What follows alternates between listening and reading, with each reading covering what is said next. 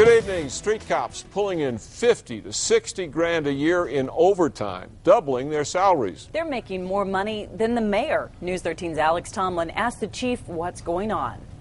The numbers make you do a double take. Regular patrol officers taking home more than 100 grand. There are officers who make more than the mayor. News 13 asked for a list of the highest paid employees in the city, and we're surprised to see some people near the top of the list are street cops. There are 12 patrol officers and sergeants who made over $100,000 last year. Half of them took home more pay than the mayor, who earns $106,000 a year. Some doubled their salary with overtime pay, like Sergeant Joshua McDonald, who took home 56 grand extra in 2010. Sergeant Paul Hay, he made $50,000 in overtime.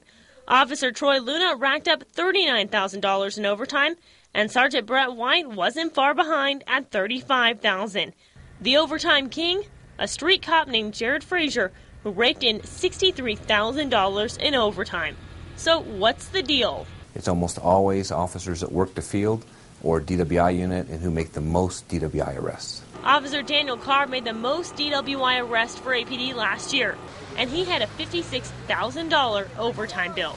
Chief Schultz says he plans for big paychecks. The department has a general fund overtime budget of $8.6 million. So about 7% of every dollar we spend is in overtime. And of course, the biggest overtime component for us seems to be court. Officers sometimes have to go to court several times for just one DWI case.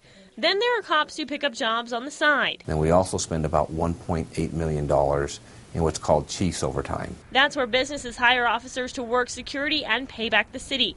Schultz says long shifts aren't taken lightly. The officers who make the most overtime, those timesheets actually have to come up for my approval.